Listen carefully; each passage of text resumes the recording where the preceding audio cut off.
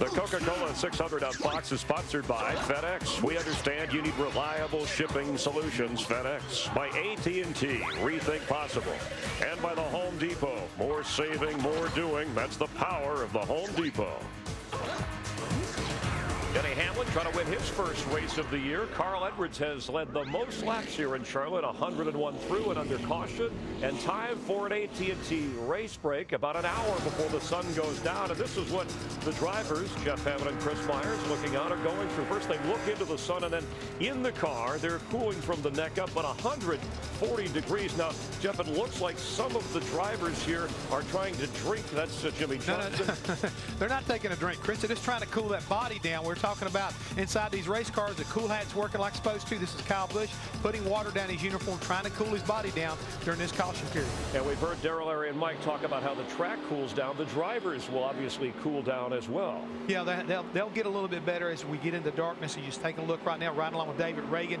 You can see there's a variety also of shields right here. Right now, this is Kevin Harvick on board the 29 car, and you can see he's already got a clear shield in his car, getting ready for the later night race when everything gets dark. And again, in about an hour, the sun is supposed to set here. Time to check out the AT&T Fastest Pit Crew Award for this season. And AT&T wants you to text the number to 234-567. The pit crew you think will average the least amount of time there on pit road. AT&T, the nation's fastest mobile broadband network, getting faster. Mike with 4G.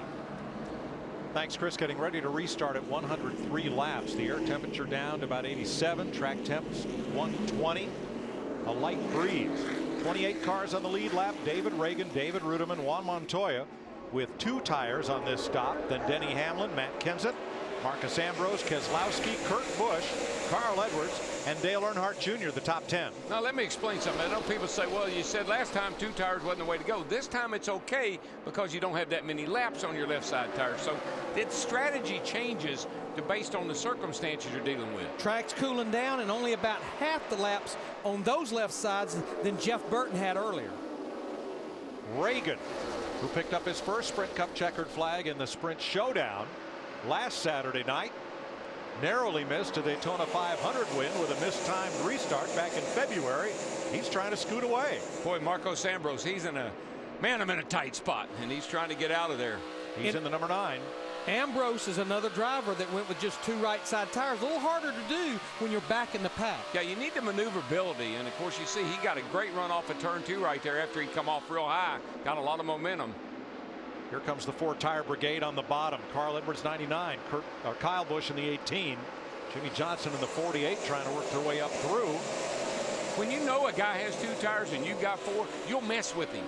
You'll get right up underneath him because you know he can't stand it and he gets a little too loose. Kenseth second, Montoya third, Hamlin fourth, Kurt Busch, last year's winner, fifth in that yellow Dodge.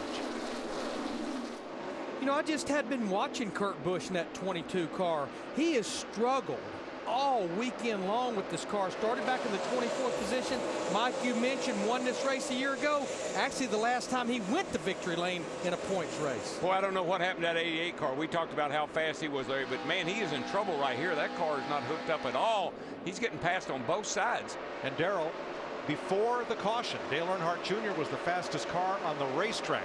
He lost 6 spots on the prior pit stop because his tire changer slipped on some spilled fuel, but he fought his way back up to 5th at the caution flag. Now he's fallen out of the top 10 to 18th. Now these are teammates fighting for the lead, David Reagan and Matt Kenseth. If you believe in momentum, that 17 ought to win this race because he won at Dover, he won yesterday in the Saturday race, and here he is going to the lead. He has those 4 fresh tires, got a great run off turn 2, is able to complete the pass through 3 and 4. New leader, Cambridge, Wisconsin's Matt Kenseth. In front of Georgia's David Reagan. They both drive Fords for Jack Roush. A Joe Gibbs Toyota for Denny Hamlin in 3rd, a Chip Ganassi Chevy for Montoya 4th, and a Penske Dodge for Kurt Busch in 5th. One thing I'm noticing, though, these guys have been all talking about track position this year more than maybe ever.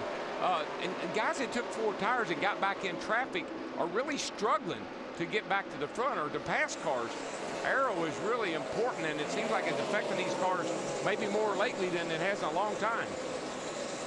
Carl Edwards in 6th, drops below Kurt Busch, moves up into the top 5. And you've got to wonder, relative to the field, is that car as good now as when he led 61 laps early in the race? I think the thing that we keep an eye on with him is he says he has a good car on the long run. And I think that's really what he's set up for, is the long haul. See a little bit of trash on the front end opening of Juan Pablo Montoya in the 42 car. That's where the air goes in to cool the water that's in the radiator. Don't know if it's going to be a big issue just now, but they definitely will have him keeping an eye on that water temperature.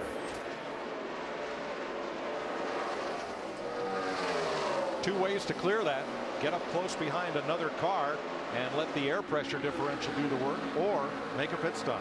And he could try to do that with Carl Edwards right here in the 99 if Carl, which I think he's going to get by him down the front straightaway here. Yeah, Carl stuck that nose right up under Juan's car, the back of his bumper there, and that loosens you up just enough that you can slip right on by.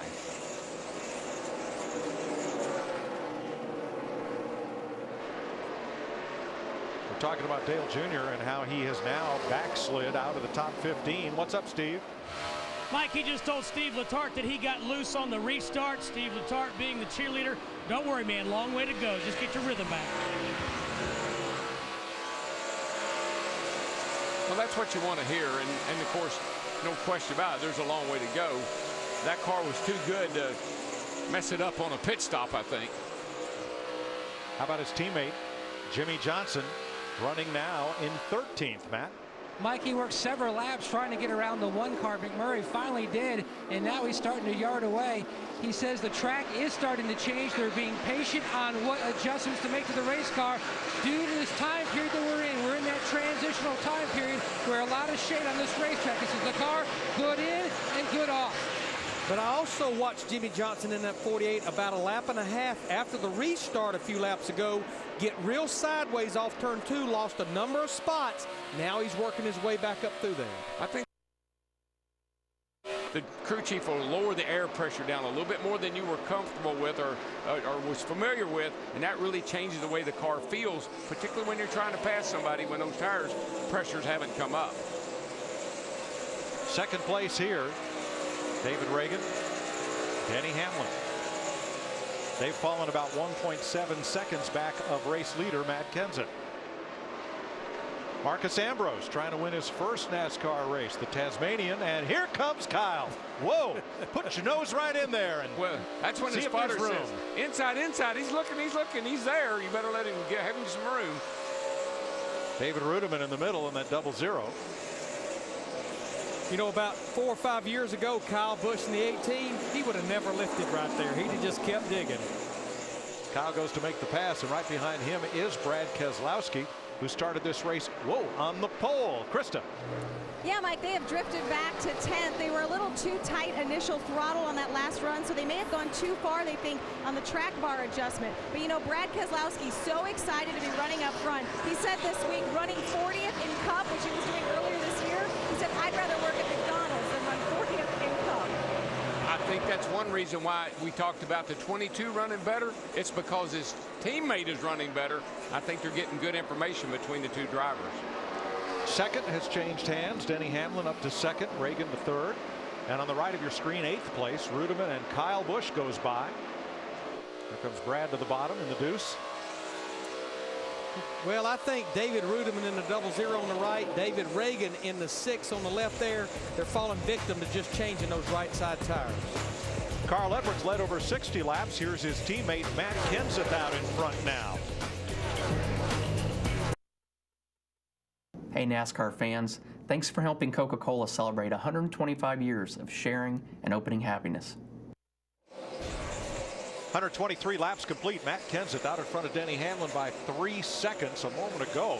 Casey Kane had a big slide in turn 2, thought he might have hit the wall. He slowed, then gathered his momentum back up, and Kane's able to continue. Here's Kenseth, your leader, now by 3 seconds ahead of Denny Hamlin. Yeah, he's walking the dog now. He's pulled away from his competition. The car looks great.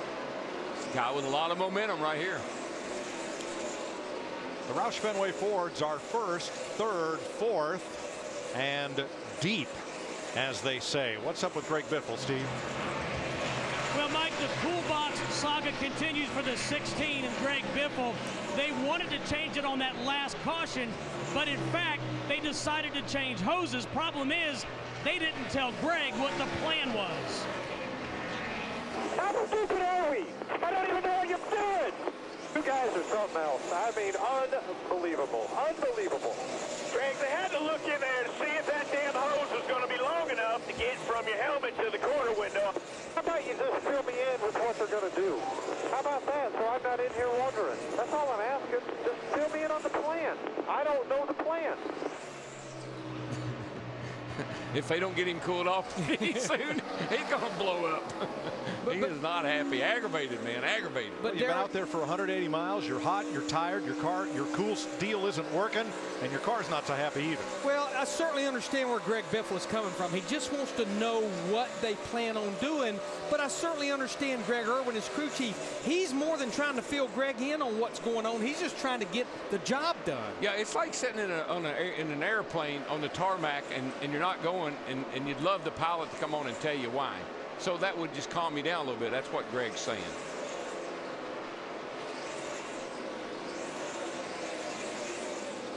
So Biffle right now is 20th. He's 15 seconds back of the lead. Marcus Ambrose, Kurt Busch, 5th place. Busch got loose off of 4. Ambrose had a big run. Now here's Busch coming back.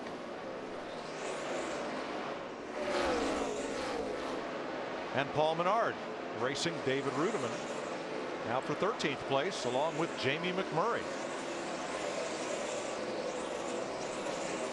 We mentioned that Menard has 20 stitches that he cut and kind of tripped on his dock earlier in the week in one of the off days, and Matt Yoakum has the update.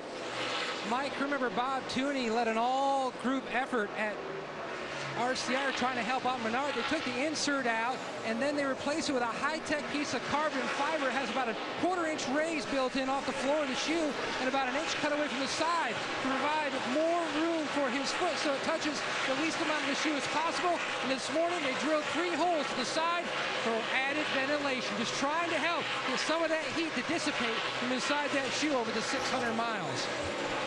I tell you, when a driver has a minor injury like that, you might say, it's so agonizing and it's so distracting. And as this race wears on, I'd just be surprised if that doesn't create a problem for Paul. They intended to have Mike Skinner standing by after Skinner's car dropped from the race to try to get in if Menard needs relief. He said earlier he's going the distance. You know what, Mike? The best thing you can do for a driver like Paul Menard is tell him you got somebody standing by. You will not get out of that car. Well, I think also the other good thing that's going for Paul Menard, looks like he's got a pretty fast race car tonight. 130 laps complete in Charlotte. You're watching NASCAR on Fox.